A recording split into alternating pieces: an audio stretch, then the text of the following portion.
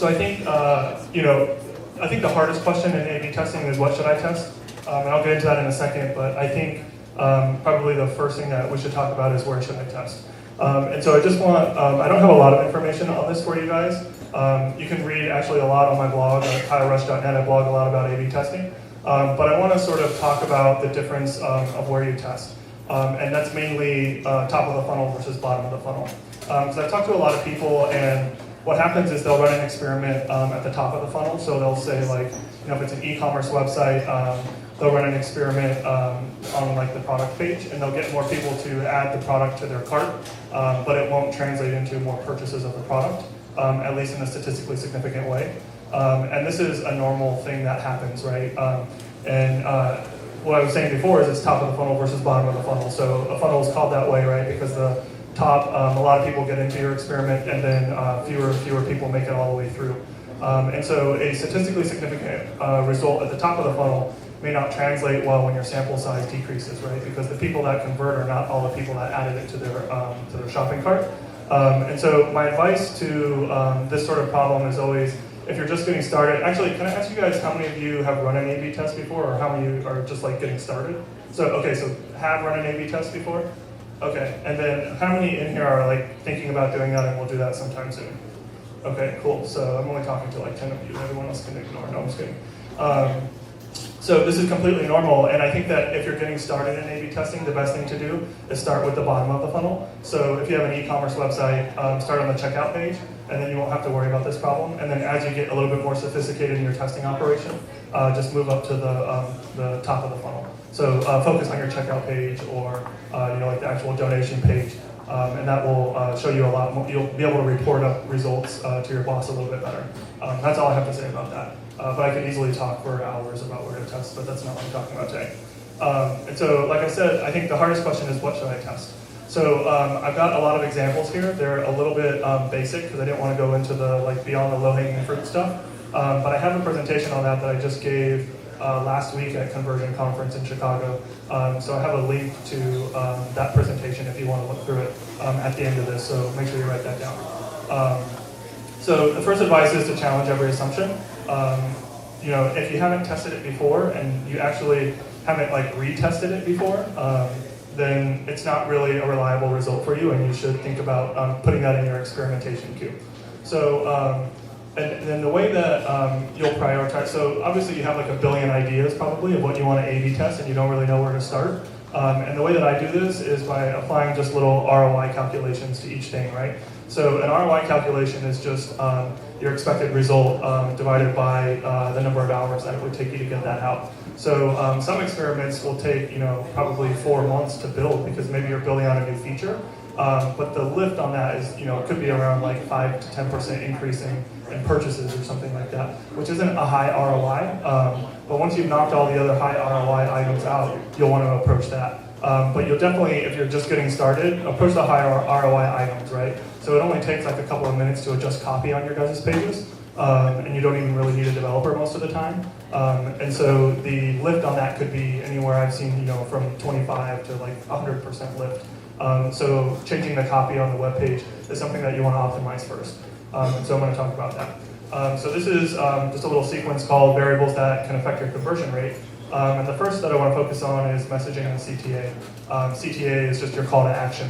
And by this I mean, what you're actually saying or what you're actually asking the user to do. So here is an experiment we ran on the Obama campaign. This was the landing page for a lot of our cost per click ad spending. So ultimately we were after donations in the earlier part of the campaign because you can't really get boots on the ground and you can't really organize for a presidential election without a lot of money. We have to pay for those resources. So our goal here was to get money, and so we would send people to this donation form, and somebody had an idea that it's kind of off-putting to ask people for donation or for money right up the front, right? You don't have a real relationship with these people. They just clicked an ad somewhere on the internet, and then they land on this page, and all of a sudden right off the bat, you're like, okay, give me money. And so we tested actually sending them to this page first, which was asking them if they were in, which was the campaign slogan. And instead of asking you for a full-on donation, it just asked you for your email and your zip code. This was important for us for two reasons. the second of which I'll get into in a minute. But the first reason is that about 90% of our revenue on the Obama campaign came from email campaigns. So the more emails that we get on our email list, the better in the long term. So the second reason, after you completed this form, we then sent you to the donation page. So we were still asking you for money, but just not right up front, right? So it's a little less abrasive. And so here's the control and here's the variation. We got a lot more donations by sending people to the RUN page rather than just asking them up front, right? And there's probably a million different reasons why this could be. We didn't have enough time to drill down and create hypotheses to figure that out. We were just sort of happy with the result. And so from then on, whenever we got a new visitor, like either from Twitter or an outside source other than the website, or it was a referral, we would always ask them to sign up for our email list first. So that would actually give us more donations in the short term and more donations in the long term, because then we could ask them for more donations down the line, right? So this was like, we got a lot more money than just what was shown in the experiment, because we could ask them for more money down the line. So this was like a huge win for us. But this is a way that we changed our messaging, right? Our call to action. Instead of asking somebody to donate, we're asking them to just get involved with a very low barrier ask. And so another variable that can affect your conversion rate is the copy, and that's how you're saying it, not necessarily what you're saying. Because you can figure out what you're going to ask the person, but then you can ask that thing several different ways, right? So here's an example of another donation page that we ran, and this was a campaign that we ran that was very, very successful for us. And this was that you could win a chance to, or that you could win a dinner with the president. And so we would, fly the winner out, whoever we randomly selected, all the way out to Washington, D.C. with a guest, would pay for your hotel room, and then you would, go have dinner with the president, and sometimes one time the vice president went, sometimes the first lady would go. And we continually ran this contest like once every fundraising quarter because it was so successful for us. But if you notice, the headline in these is a little bit different. One is want to have dinner with Barack, and that was our control, and that's like a question that we were asking. And then the variation is here's your chance. Most of the traffic coming to this page was coming from email, so that's a little bit important when you consider the context. But the variation there, so here's the difference, right? This is the only change that we made to the page was that small little headline, which is want to have dinner with Barack versus here's your chance. And we got a 10% increase in the donation rate. So again, this is a very high ROI test right here, right? Because it only took us probably 30 seconds to change that headline. And then we got a 10% increase in the conversion rate. So that's a huge win. So my advice would be, if you're just starting off with optimization, focus on getting your copying right. Well, first start on your CTA, what you're asking people to do, and then start focusing on how you're asking them to do that.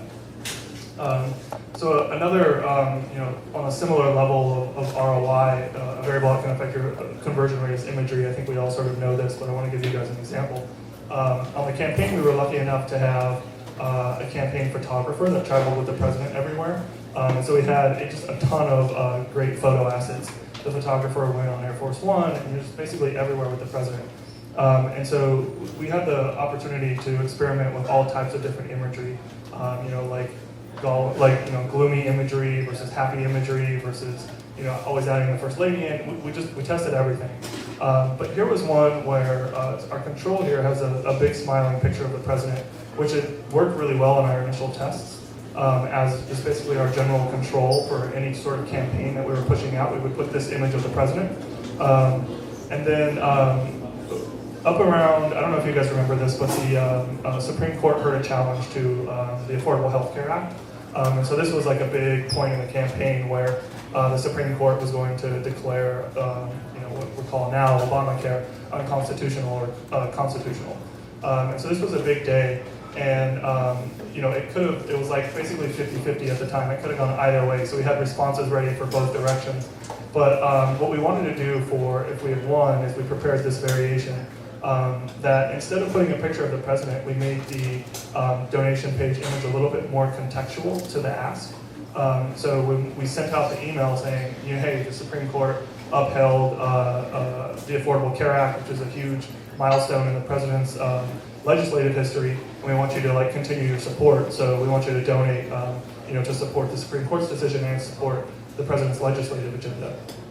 So instead of using a photo at all, what we did is we got a copy of the Affordable Health Care Act where the president actually signed it, and then we just put this like fake little stamp that said upheld, right? So that's the Supreme Court saying it was upheld. And this gave us a 3% increase in the conversion rate, which again is not huge in the grand scheme of things, but to put that little photo asset on there probably took us about 3 minutes. So that was like a very simple to test. But instead of using an image that had tested well, generally speaking, we tailored the image that we use a little bit more to the ask, to the context of the ask, I should say. And so another thing is performance, and this is like sort of where the nerd side of me gets really excited. I think we all sort of know this, it's a psychological thing that happens, but anytime you're using a slow web application, everybody gets like really annoyed, right? Like I'm sure you guys have all been using some sort of web application, whether it's Gmail or any kind of like website where you have to wait several seconds for it to load. It's really awful, and there's a lot of research out there that says that people leave the page after waiting 3 seconds for it to load. Reducing load time, though, takes a lot of engineering effort. It's not just like replacing the copy or replacing an image. So it's not something that we attacked right away, but we definitely, once we felt satisfied in removing all the low-hanging fruit and getting all the benefits there, we started to attack the performance problem. So I'm going to show you, I could talk about this for a long time. I actually have a presentation just on this, but I'll sort of cut it short for you guys. We engineered an entirely new donation system. We got off one of the vendors' platforms. This is a performance comparison that you're looking at. That's a film strip. So the first line is, or the first column is a screenshot of the page loading at 1 second. So on the fast one that we made, which is the top, you can see that the page is almost completely rendered. The image of the president isn't there and the logo isn't there, but you can actually use the page and start filling out your donation. And then by 2 seconds, everything is loaded on the page. But our vendor system, all the way up to 5 seconds, just wasn't even displaying anything. So we were getting a lot of drop off, right? When we A/B tested this, it's the same exact design. So you can see that the film strip at 2 seconds looks identical to the film strip at 5 seconds. We got a 14% increase in the donation conversion rate just by making that form faster. It was about 85% faster time to paint. And when you take in the lifespan of that platform and what the average conversion rate was, just that test alone and just that performance improvement alone was responsible for about $32 million over the course of the campaign.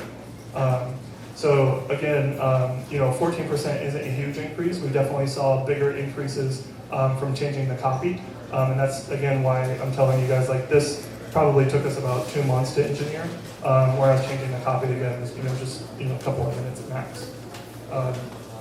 And so the last thing, which I think is probably the hardest and why I have it lowest on the ROI scale, is user experience. But what happens is as you approach all of those and you optimize all of them, it'll be really hard to improve on them because you'll have basically an optimized experience as far as the copy, the messaging, the imagery, and the performance goes.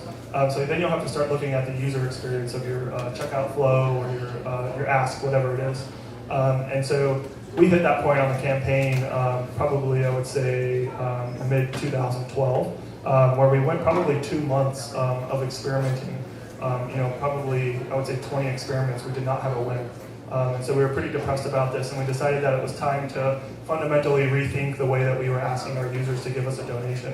And so here is the control and the variation.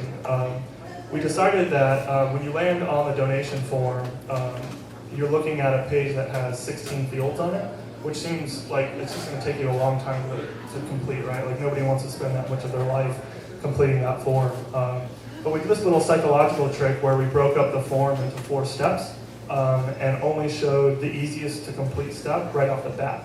So in the variation, you can see that all we're asking you to do is to select an amount. We're not actually asking you don't actually know that we're going to ask you to fill in your first name, your last name, your address, which is a lot harder than just clicking an amount button. And so the trick with this is that when you lower the barrier to engagement, when you make it easier for the user to engage with your product, they're going to get more committed to completing the action, right? Because here, if you haven't done anything, it looks like a really hard form, and if you don't take action on it, it's easier to abandon psychologically. But on the variation, if you just are curious even, and you click that amount button, you've already sort of committed yourself, at least psychologically, to completing that donation. And so we got a 5% increase in the donation rate because of this. It was a risk that we took because everybody at the time inside the campaign was saying, oh no, people don't want multiple steps for a donation, right? That's too complicated, people want one easy step. But the problem with that sort of logic is that if your one easy step is really, really hard to do, people won't do it. And so, I think my lesson learned there was there's a lot of information that people say like, oh, less steps is always better. That's not always the case, right? I mean, we proved that here, where just one hard step wasn't as good as 4 easier steps. So, don't always just assume that what people have tested in the past at other companies or in other contexts is going to work for you, and don't just roll that out. You should actually test it yourself. So I would encourage you guys even to test this, right? Because your context might be a little bit different. If your form doesn't have 16 fields on it, maybe it only has 3 fields on it, maybe you don't need to turn those 3 fields into 3 different steps, right? So this is something just to think critically about. And again, this experiment took us, I don't know, probably somewhere around a month and a half to 2 months to get out, because we, basically created a whole new experience on the engineering side. But we only got a 5% increase in the donation rate. But that's huge after like 2 months of not getting a winner, right? That's still millions of dollars. And so now that we've talked about what you should test, I actually thought that I added the slide for but anyways, you can go to kylerush.net, it's there, and I'll tell you a lot more ideas. I did a whole presentation on ideas that are not like the little low-hanging fruit ideas. And so before you test, now that you have your idea, right, this is going to help you architect your experiment. We're going to be on this slide for a little while, and then I'm going to actually jump on the computer to walk you guys through a sample size calculator. But I want to give you guys a little primer on statistics. I know it's going to be very, very boring, but it's super important if you are working with statistics. And if you're going to be running an A/B test, you're definitely working with statistics. So when it comes to statistics, or I should say commonly when it comes to experiments that you guys will be running on web pages, there's something called a binomial outcome. And a binomial outcome is just, did the person convert or not? It's just a yes or no answer. There's also other outcomes, like you could be comparing a revenue difference. So you could say, maybe, let me go back here. The question could be, does the variation increase our revenue? That's not a yes or no measurement. You're basically comparing the means of the donation rate between the control and the variation, which is a lot more complicated than just the binomial outcome. I feel like that's a little bit too complicated, and I could talk about that for a whole talk too. So I'm just going to focus on binomial outcomes, which is, did the user convert or did they not? And there's 2 ways to measure this. Well, there's more than 2 ways to measure this, but typically it's done with a 2-sample T or Z test. A T and Z test, that's called hypothesis tests, and it's just a way to compare conversion rates between 2 populations, right? You have 2 samples. And then I almost put the formula up here so that you guys can see what they look like. There's really no difference. The Z-test is a little bit better if you're working with really, really small sample sizes, but once you have more than 30 people in each variation, they're almost exactly the same. And so the formula is actually not all that hard to calculate yourself, but I didn't put it up here because there's a ton of calculators that will do this math for you online. But the difference, so within the 2-sample T or Z test, there's something that's really important that you all should know, and that's called one-tailed versus two-tailed. So a one-tailed test will tell you if your variation is better than the control, statistically significant speaking, and that's it. It won't tell you if it's worse. So if the variation that you are running on your experiment, you want to know if it actually does worse, then you need to use a two-tailed test. And what that does is it applies the significance in the experiment to both ends in both directions. So it'll tell you if it's worse and it'll tell you if it's better. The reason that I'm telling you this is that a lot of A/B testing platforms, including Optimizely, only do one-tailed tests. The reason that Optimizely only does a one-tailed test is because we are making the assumption that it's more valuable for you to know if your variation is better or not, because we're assuming that most of the time, if your variation is not better, then you're not going to deploy it, right? You're just going to move on to another experiment. But there are some instances where you'll want to test something to see if it's not worse. A one-tailed test is not going to tell you if it's not worse, or if it is worse. Optimizely doesn't, actually, no A/B testing frameworks allow you to switch between one-tailed and two-tailed. But what you can do is just do a very simple Google search and find a two-tailed test calculator, and you just put your numbers in there and it will tell you. This guy named Evan Miller, who does a lot on A/B testing, has some great resources and calculators on his website, and that's evanmiller.org if you want to check it out. And so I think that's everything, right? Yep, okay, cool. And so the second thing is focusing on what goals, because you have to have some sort of metric to determine success, right?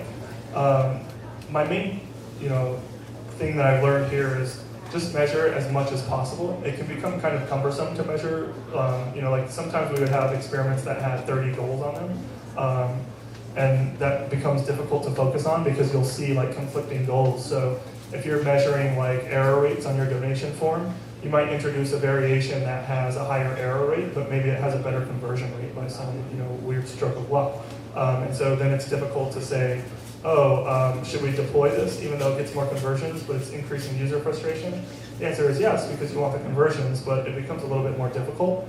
But unless you have that information, you don't know the impact of the decision you're making. So always measure as many goals as you possibly can. And within the goals that you're measuring, I would separate them into two groups, one being micro and one being macro. So an example of some of the micro goals that we tracked on the campaign and that I track at Optimizely are form field errors. So on that donation form, we asked for like email address. If you improperly type your email address, we would reject it and ask you to fix it. That's a form field error. So that's something that's small and minor. It doesn't tell us if you converted or not, but it's helpful information to know if we're introducing a bug in the form or if the UI isn't clear enough in telling you what it's expecting you to enter into that field. And there's also things like time on page. Time on page isn't going to tell you if the user converted or not, but it's going to tell you how hard that form was for them to fill out, right? Ideally, you want that to be as low as possible. And then on the macro side, this is probably what you're all going to track anyways, but that's things like a purchase, or they actually made a donation and converted, or revenue, like how much did they donate or how much did they purchase. One important thing is to always choose a primary goal. And I'm going to get into that in a second, but that's related to calculating sample size. And I'll get into that in a second, but just make note that you should always be choosing a primary goal. And then I have a second note here. Don't forget about down the funnel goals, and this is pretty important. I think I have a slide on it. No, I don't. So you also want to be measuring things like repeat purchases based on the variation, because it's possible that a variation that you run, if you have an e-commerce website or something like that, that it gets them to buy one thing, but maybe you simplified the UI so much that they only know that you sell one thing, so they've already purchased that and they would never come back to purchase something else. So you'll want to know that if you're only getting yourself more purchases in the short term, then that's a problem. And I put one down here that was a big one for us on the campaign, which was saving payment information. So once we allowed our users to save their payment information, they gave 4 times as often, so that was a huge win for us. But we found out that when we reduced the form errors, when we created a variation that reduced the form field errors in the donation form, we would oftentimes see an uptick, a statistically significant uptick in the number of people that completed the follow-up action, which was like saving their payment information. So it's not just about the page that you're testing on, it's also about other business metrics that are outside of that page that matter to you. All right, so this is I think probably my biggest take home for you guys, and that's sample size and stopping conditions. So I'm going to jump on the computer in a second and show you guys a sample size calculator, but if you're taking notes, this is definitely one to circle and star. And the biggest thing is just to use a sample size calculator. The way that you should not be running your experiments is just starting an experiment and then stopping it when it becomes significant, or when you just decide that it's been running for too long. And you can check out Evan Miller's website. He has an article called How Not to Run an A/B Test, and he explains all the math where if you just stop it at will, how your confidence level, or I should say your significance level, means nothing. So what you think is statistically significant, since you didn't calculate a sample size, actually is not statistically significant. And that's a really difficult concept to grasp, because you may be looking at software, whether it's Optimizely or any of our competitors, that says, hey, you have a winner, it's great, you can stop the test, but it might not actually be so. So if you want to read more about the math behind that, go ahead and check out Evan Miller's website. But this is the sample size calculator that Optimizely just published probably 2 weeks ago. Here's a screenshot of it, but like I said, I'm going to jump on the computer and show it to you. live. It's a really, I think it's the best sample size calculator out there because it does the one-tailed and two-tailed test calculation. I haven't seen any other sample size calculator out there that does that. So my advice would be to use this one, not just because I work at Alphawisely. I mean, we're not getting any money from you using this. This is just a tool that we're putting out there for anybody, whether you're a customer of ours or not, to calculate sample size. So I'm going to explain the different inputs here. This is explained on the page, but I want to give you guys a verbal explanation. And then I'll show you how the variables change based on what inputs you put in and why that's happening. So up top you have the baseline conversion rate, and that's what you would expect your conversion rate to be without the test, right? So if you just have an e-commerce funnel, it's your purchase rate. So if you're starting the experiment on the homepage, it's the number of people who land on the homepage and then go all the way through the funnel and make a purchase. You can get that information from like Google Analytics. I'm sure you have it somewhere in whatever tracking software. You probably get it in a report somewhere, so that information shouldn't be hard to find. If it is, you should hire somebody to start managing that sort of thing. The minimum detectable effect is a little bit tricky. A lot of sample size calculators will phrase this as your estimated impact, but that's totally wrong because it's basically impossible to calculate an estimated impact for an A/B test. I've been A/B testing for probably about 3 or 4 years now. I am never able to accurately guess what the lift or decrease will be in the experiments that we run. So the right way to think about this is the effect that you will be able to reliably detect at your sample size. So this is saying right here that when we hit a sample size of 10,316 people per variation, so if it's an A/B test, we have 2 variations. We have the control and the variation. So we're going to need a little over 20,000 visits total. Once we hit that sample size, if the effect is over 20% or at 20%, then we have a reliable result, right? So if the effect is under 20%, then it's not reliable. So you definitely want to be paying attention to that because that's what I was talking about before, where if you just run it and then stop it like a little bit too early, what happens is that conversion rates get more accurate as time goes on. And so if you stop your test early before the sample size calculator tells you to stop it, then you're looking at something that is most likely a false positive, meaning that the result that you're looking at is actually fake. It's not real. Statistical power is commonly known as a type 2 error. A type 2 error means a false negative. So sometimes you can be running an A/B test and hit a certain sample size and it says that there is no difference when actually in the real world there is a difference. So obviously you would want to avoid that, right? And using the sample size calculator and a statistical power level of 80% allows you to weed that out at a reasonably standard rate. Obviously you can increase your statistical power to 99%, which means you're almost certainly not going to get a type 2 error. But as I'll show you in a second, your sample size goes up a lot. So you're sort of making this balancing act of having reliable results and not letting your experiment run far past the number of users that you actually have. And then statistical significance is your type 1 error rate.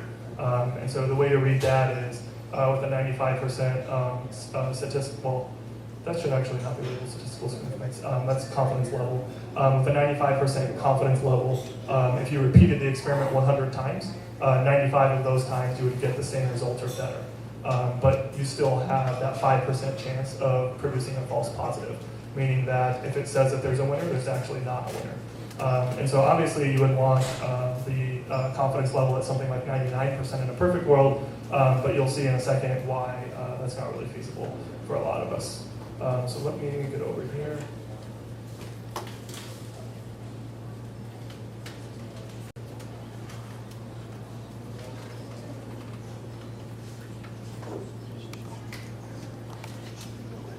Sorry, guys, my laptop is like old and janky.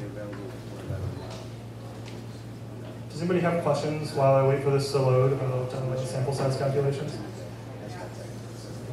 No? No questions? Okay. Told you it was boring. Oh, there it is. Okay.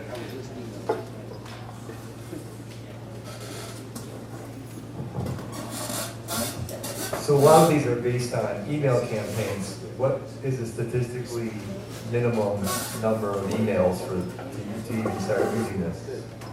Yeah, so the tests are not email based. They run on the landing page. That's the test that I've been showing you. Right, so the trick about the Obama campaign email list is we had a huge email list. It's just like, probably the largest in the nonprofit or political world. It was, I think, somewhere around 15 million. And as I'm going to show you here on the sample size calculator, testing in emails is really, really difficult because the click-through rate on emails is very, very low.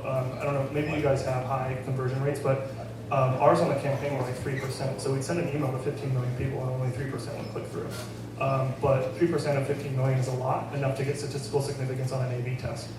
So for us, that's how we did it. But if you have a click-through rate of 3% and you only have like 5,000 people on your email list, you're gonna. It doesn't mean that you can't A/B test. It just means that your minimum detectable effect is going to have to be really, really high. So that's a great question, and I'll show you what I mean by that. Connect this display.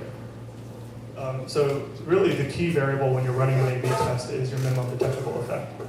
So let me resize this.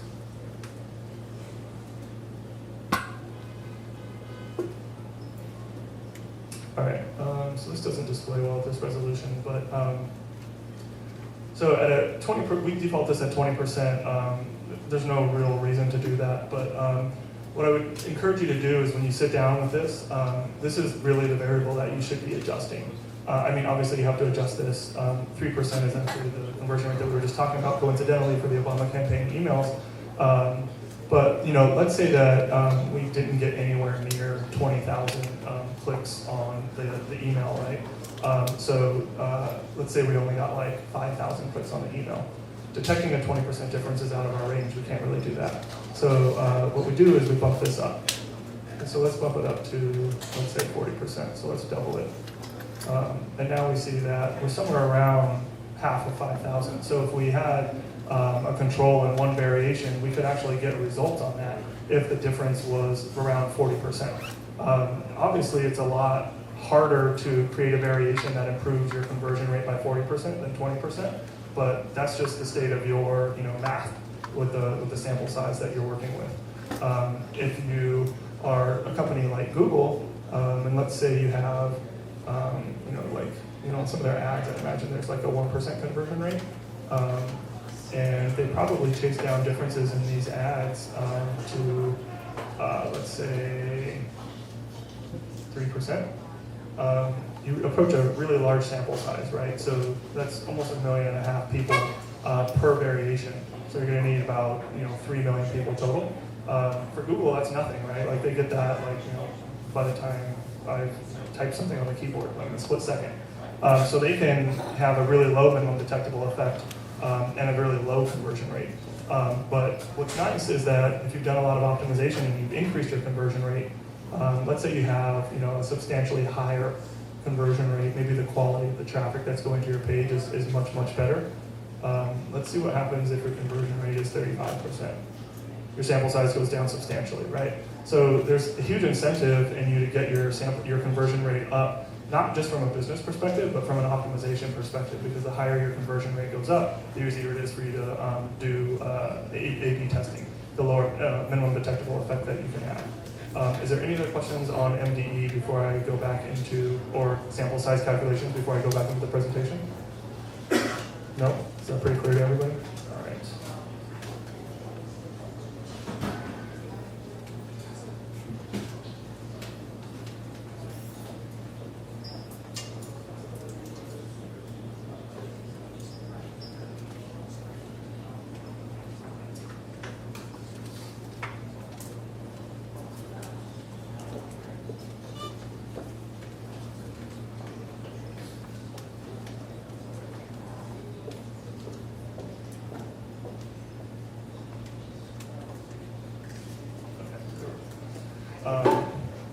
Okay, so the important caveat here, as I've just been lamenting you guys about sample size, is that it's not as easy as just calculating the sample size.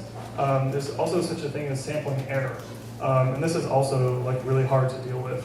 I mean, A/B testing is really humbling. It's not as easy as a lot of people think that it is. They just run in there and run an experiment, and they're like, oh, I have a winner. There's a lot of different things to think about. But a sample size calculator only tells you how many people need to be in your experiment. It doesn't tell you who should be in your experiment. And a really easy way to explain that is weekend versus weekday traffic. The previous speaker was mentioning this briefly. But what we see at Optimizely is that our conversion rates jump on the weekend for some reason. I don't know why. If we ran an experiment and the sample size calculator told us we need, let's say, 5,000 people, and after we started on Monday and ended on Tuesday, we already hit that 5,000 sample size. We're not accounting for, let's say we ran the experiment only on the weekend, Saturday and Sunday. We're not accounting for the majority of our traffic that comes in on the weekday. That's much lower quality. It's not converting at the rate that the weekend traffic is. So you really have to think critically about how you're going to do your experiments. At Optimizely, I just use a sample size that spans the span of time of 2 weeks. So that gets my weekend traffic and my weekday traffic and follows our normal site usage patterns. But if you're not going to do it that way, let's say you're testing on a campaign, like an email campaign, like the Obama campaign, what would happen is we would send out an email and it would have a 3-day tail. So the first day is when our super engaged supporters would click on the link and they would all click through, and they had a really high conversion rate. And then by the third day, stragglers would start clicking through, the people that weren't very dedicated to the campaign but were still interested, their conversion rate dropped. By the fourth day, there was basically nobody clicking on the link. So instead of looking at the sample size calculator and saying, oh, we only need 50,000 visits, we can hit 50,000 in the first day, let's stop it then, because we're not getting the other 2/3 of traffic from the second and third day. What we do is run the experiment over the course of the whole campaign. Because it was too hard to say okay, I'm going to run the experiment for 3 hours of traffic from the highly engaged people, and then 3 hours from the middle tier engaged people, and then 3 hours for the low tier engaged people. It just takes too much effort. So we just ran the experiment for the whole time. So you really have to think critically about who you're sampling, not just how many people you're sampling. Any questions on that before I move on? No? Okay, cool. Pretty simple concept, but I've definitely made the mistake before of just being 50,000 visitors, start the experiment and then stop it, and then realize that you get something, a phenomenon called regression to the mean, which can be caused by a number of things, but a lot of the time it's a sampling error, right? The people that you sampled in your experiment are not typical for your traffic. So another thing that is super important that I find that basically nobody does is to do quality assurance checks on the experiment. If there's a bug in your variation that reduces the conversion rate just because it's a technical bug, that experiment is doomed to fail. When actually without that bug, it could increase the conversion rate, but with that bug in there, it would decrease the conversion rate. So obviously there's no possible way for you to eliminate all bugs, but you want to at least catch the obvious ones, right? So what I do is I'll create an experiment, and then I'll test that in all the browsers that we support. So I'll do it in Internet Explorer, I'll go through the whole flow on the variation, and then I'll go through it in Chrome, I'll go through it in Firefox, and I'll just make sure that everything is happening correctly, and then I'll get a second set of eyes on it, because I am not a perfect person and I can't catch all the bugs. So I'll have a coworker go through and sign off on the experiment. So we at least have 2 people looking at the experiment. If you have a staff like we did on the Obama campaign, where on my team it was 25 people, it was 20 engineers and the rest were product managers and traffic managers, you can have a lot higher quality controls, right? We had more than 2 people looking at the experiments. We had data scientists looking at the experiment to make sure the data was coming in. We had engineers looking at the bugs. We had a QA team that all their whole job was to find bugs. And so they would go through an experiment, and then I would review the experiment to make sure that it was set up correctly and optimizedly. So it's multiple people setting up the experiment, but we have the resources to do that. Obviously, not everybody is situated like that, so just find what works for you, but at least try to get more than one person looking at the experiment. And if you're the one setting it up, don't just set it up and then start it. Definitely go through the flow and whatever browsers you support to make sure that it's working like you think it is. And the other thing is make sure your tracking is working correctly. The bug could be maybe there's 2 types of bugs. One could be causing people to not complete a donation, like maybe there's something in there that just doesn't allow people to convert. But another type of bug is people will convert and it doesn't get tracked. So that's also an awful problem, right? And this has happened to me before, where we were so sure that the variation was going to win, and then it didn't. And when we went in to figure out why, somebody spotted a bug several experiments later where our tracking was off. And so we had to go back and rerun all 3 experiments, and it turns out we had some winners when we thought we didn't. And that's because the donation just wasn't getting tracked. Sometimes they're really hard to find, sophisticated bugs. Sometimes they're easy. But definitely work with somebody to get 2 sets of eyes on it. If you have engineers, have them look at it. If you have a QA team, that would be awesome too. And so here's just a little thing I want to touch on. There's a lot of ways to eliminate bias. Sampling that we just talked about is probably the best way, but there's other ways. What would happen on the campaign is that the person that would come up with the idea, the test idea, has a vested interest in it succeeding, right? Because it's your idea, you probably spent a lot of time on creating the experiment. And so if you're the one monitoring this experiment, you're probably going to be looking at it in a biased way, and like as soon as it becomes significant, you're going to stop it and go, yes, I won. You know, I'm so smart, this was my idea. The problem with that is you may be stopping it before the sample size recommendation is happening, and you're not really getting a discussion with other people on if the experiment is actually statistically significant. So a good way to do this is double-blind experiments. So what we are starting to do at Optimizely is, so a double-blind experiment is, I mean, this is done all the time in the medical research community. So when they have like a new drug, they'll, you guys have heard of a placebo, they'll give half of the sample a placebo and then half of them the actual treatment. But then the doctors that created the drug don't actually know who got the placebo and who got the treatment. And so they're looking at the data very unbiased because they don't really know who got what. And they're like really just looking at it purely from a statistical point of view, which is really, really helpful. So what we do is as soon as I create an experiment, I will send it to somebody else and they will switch the variation code and not tell me which one it is. And then I just have to make a mental note not to check. I don't ever check because I know this is super important. And then I'll analyze the results and actually declare a winner before I actually know which variation is which. So this is a good way to eliminate bias. And so there's also things to do after you test, right? The biggest thing is analyzing your results. I could, talk about this. This is, like where the statistics probably get really, really heavy. I could talk about this for a whole hour, but there's a couple of things that I want to mention. One is statistical tie. What this means is not that there is no difference between your control and your conversion, or your variation. And this is an outcome that will probably happen a lot over your course of A/B testing.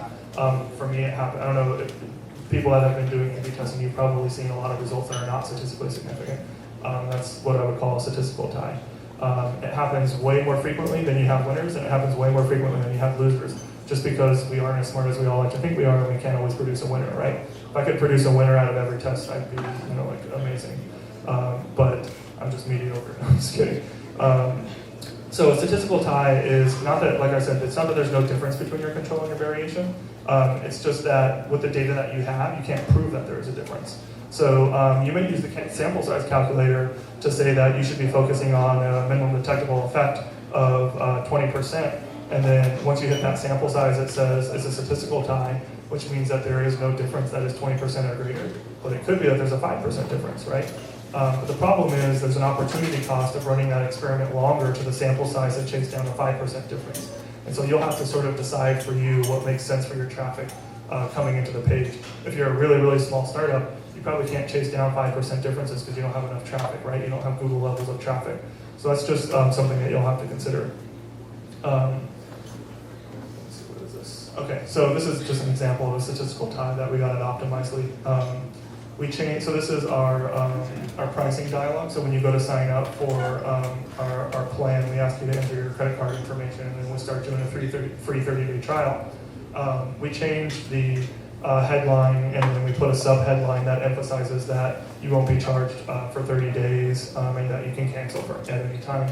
I thought that this was going to be a huge winner because people like low commitment, right? Like if it's not a huge commitment, then people will most likely convert. Here was the results out of Optimizely. The results are saying that it's not statistically significant, but even at our sample size, it was nowhere large enough to detect a 2.7% difference in the conversion rate. So this is, just part of the game. There's nothing you can do. We just either move on to another experiment or we increase the sample size. Another really important thing is retesting. So a lot of people think that when they do an experiment and it's statistically significant, they're done, they move on and they accept that. I did that for a long time while on the campaign, and then I realized that a lot of the mistakes that I was talking about helping you guys prevent, we were actually making those mistakes, and this is how I discovered them. We created this test that was based off of restaurant menu psychology. So one of our guys on the data team was reading a case study on how high-end restaurants would remove dollar signs from their menus. And that they do that because people tend to spend more money when they're not thinking about it in terms of dollars and just numbers. So if you go to a high-end restaurant, just pay attention, you'll see that there's no dollar signs on that. And so we were like, oh, cool, well, we're not a high-end restaurant, but it's worth a try, right? We have the traffic, so let's try it. So we removed the dollar signs, and we measured revenue and conversions and lots of other goals. And we got a 36% increase in revenue. For all of you who have been A/B testing, especially on the revenue goal, I assume that you've never seen a 36% increase in revenue before. That's a massive, massive increase in revenue. Something I've never seen except here. And so once we got this experiment result, we were like, oh my God, we're geniuses. Like that's just an unfathomable amount of money, right? So we're all super happy with ourselves, and we're just like, oh man, I'm gonna type up this letter to my boss, tell him that I just I don't even know, 500,000 times my salary. Here you go, give me a raise. And so as I was writing this, I was just thinking about the math. I'm just like, wow, that just doesn't seem plausible. 36% increase in revenue, that's crazy. Before I send this email to my boss, let me just do this test again to make sure that I'm not saying something stupid, because if I say I've increased revenue by 36% and it doesn't show up in the reports, something's gonna be crazy and they're gonna think I'm crazy. So we run the test again, statistical tie. And this happened to, I think I chased it down to being a sampling error. When we ran the first experiment, we calculated the sample size, but we weren't paying attention to the type of people that we were sampling, right? So we were probably sampling the highly engaged people more than the others.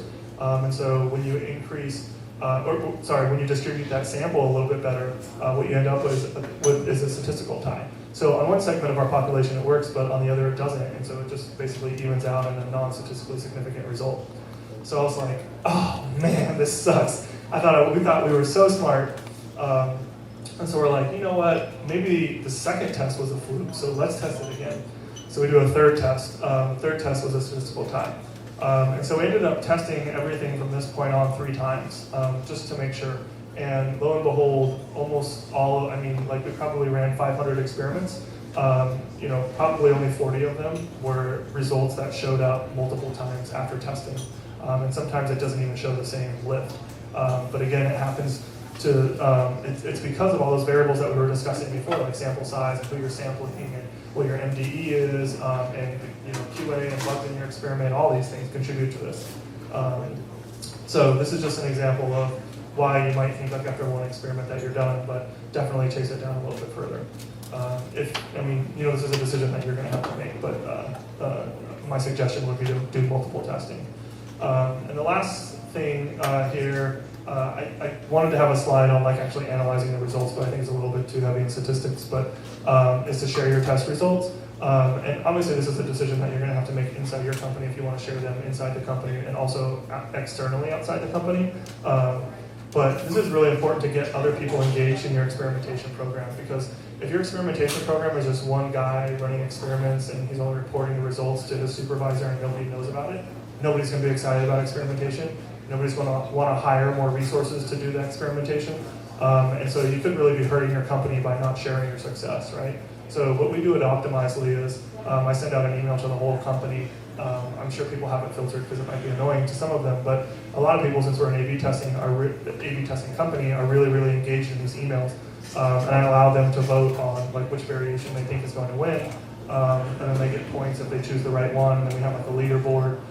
You can even get points if you suggest an experiment idea, and then we actually choose it to test it, and then if your variation wins, you get even more points. So we have this whole leaderboard that people are really into.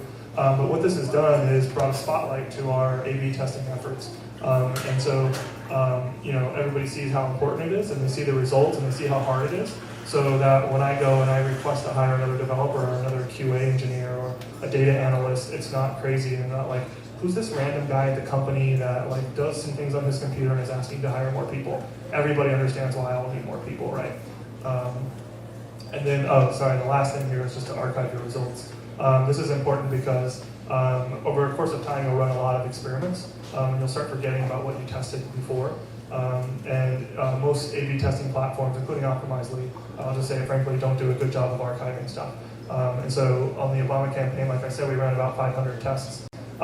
you know, somewhere after the 300th test, if somebody came up to me and said, have we ever tested this before? I'd be like, I don't know, like I've run 300 tests, I have no idea. Or if they'll say, remember that test that you ran, you know, like 7 months ago? What was the result? I'm like, I don't know, like I have to go to look at my archive. Hopefully I was keeping an archive.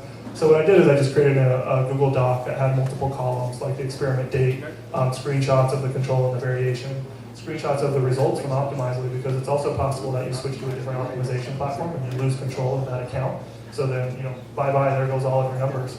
But if you screenshot them and save them in an image, you'll have them forever.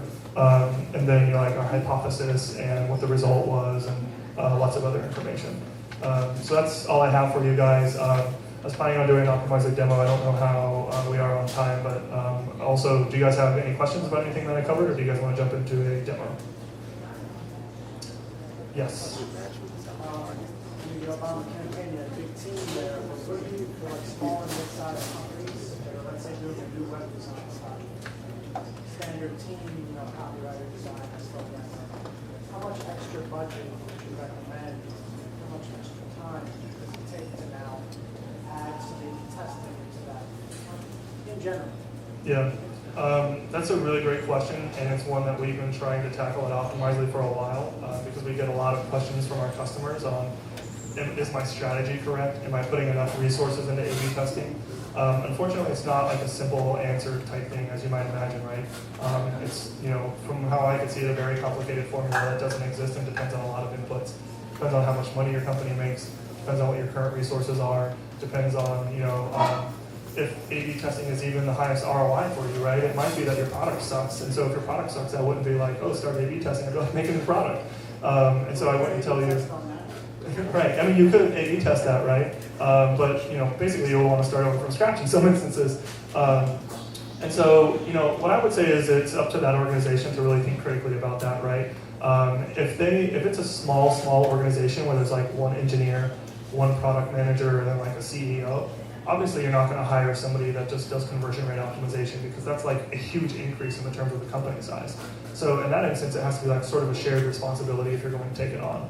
But if it's a, you know, big company like the Obama campaign, where you know, I had 25 people on my team, adding in one person into a 25-person team to focus on conversion rate optimization isn't a huge increase in team size, and so it's a little bit more palatable to do it that way. But you know, I don't have any magic formula for you.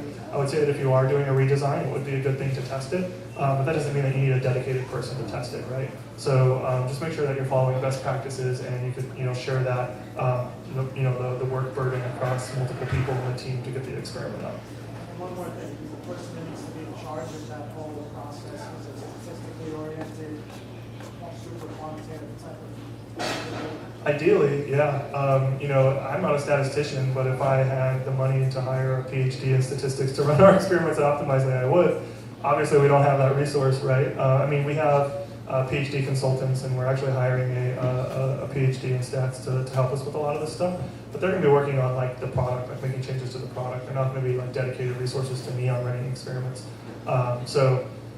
You know, you probably don't have like a heavy quant person, you know, at a smaller company like the one that you were describing.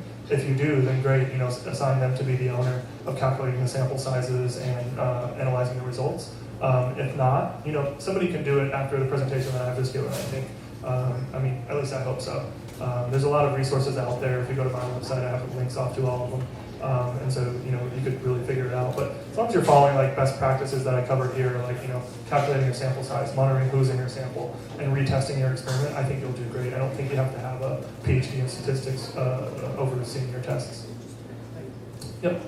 All right, any other questions? No? Okay, so you guys are really excited to see a demo, I can tell.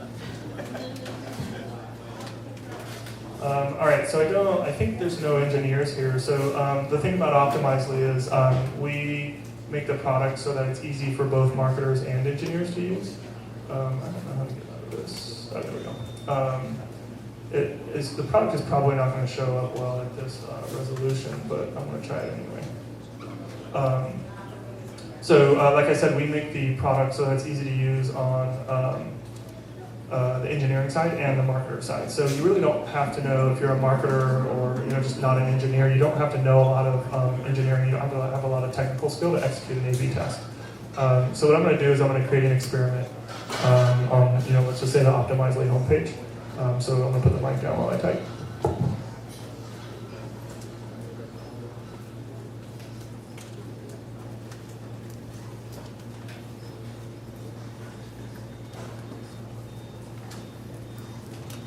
All right, so now we're getting started here.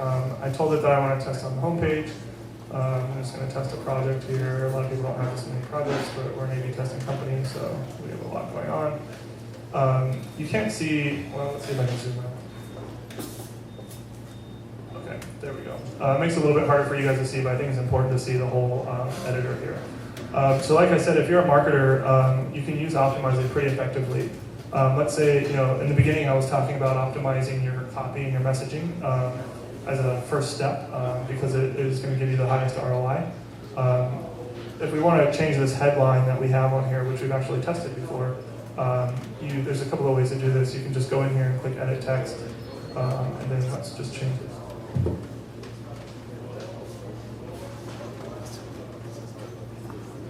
Can't tell if I spelled that right.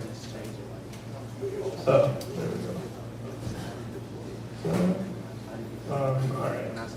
And so right there, we've just done this in our variation, right? So if I were to start this experiment right now, this would actually deploy a live experiment on Optimizely.com. And it would say WebCongress is awesome. I'm not going to do that because I'm probably going to do a lot of trouble. But I'm going to show you some of the more advanced features that Optimizely has and has just rolled out. One of them is audiences. And this is a really powerful way to control who gets in your experiment, and is a perfect complement to the problem that I was talking about when I was talking about sample error, right? You always want to control who gets in your experiment. On the Optimizely homepage, sort of like just the rules of the road for any experiment, is we always decide whether we're experimenting on existing customers or new visitors to the page.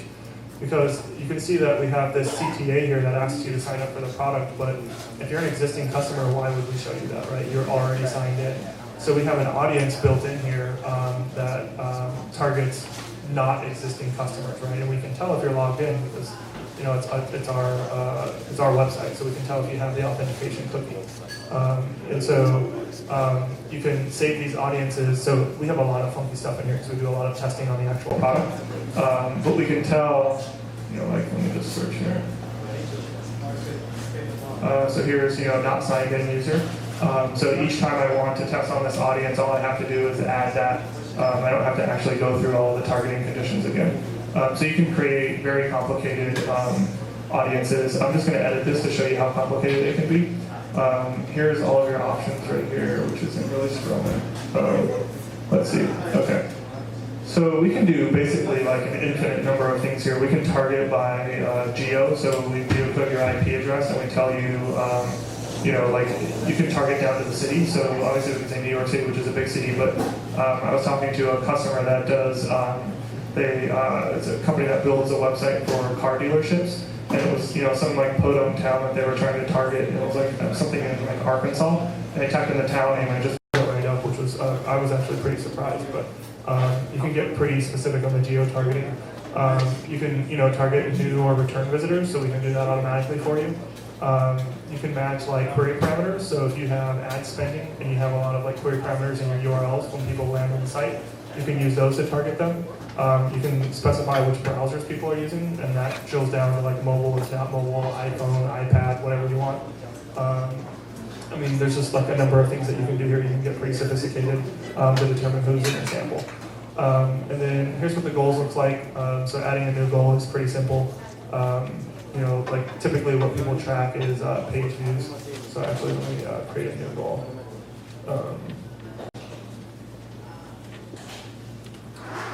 So here's the kind of goals you can track. You can also track clicks. So I could use this editor to just click on just say, tell me how many people click on this, and I can count that as a conversion. But also if you want to get advanced, we can do custom events. And that's just like Google Analytics custom events where you send something custom to Optimizely and then we count that as a conversion. So that's that.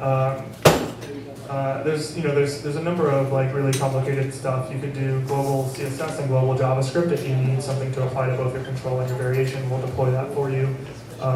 There's traffic allocation. So let's say you don't want to deploy the experiment to 100% of the people.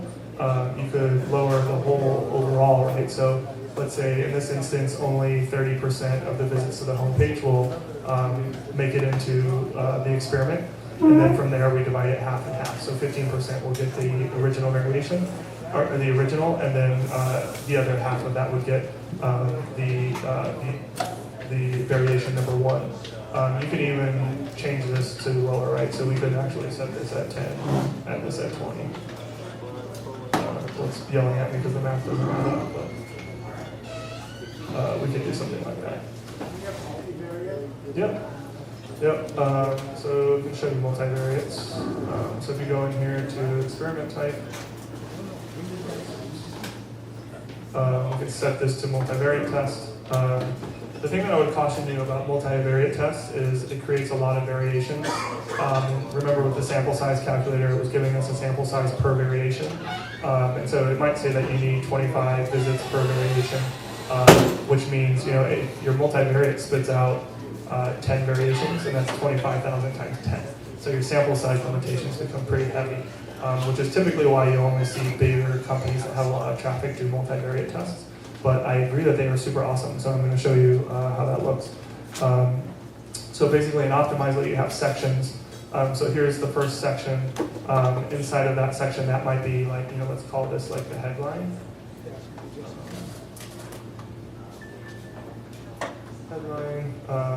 And then, the variation is changing that to WebCongress is awesome. We might want to change another variable on the page, and let's say we change the text here.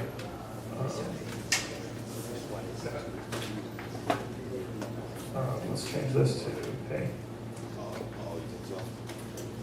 And so from there, what we can do, so I'm just going to add an audience really quick that makes this effectively so that no person live on the Optimizely website sees this, but I'm going to actually start the experiment. One second.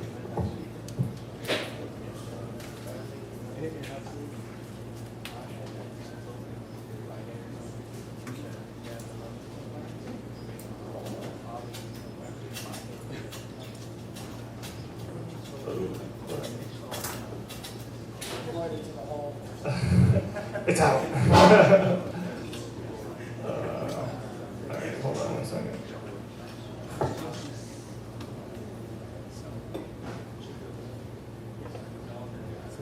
Looks like my audience disappeared.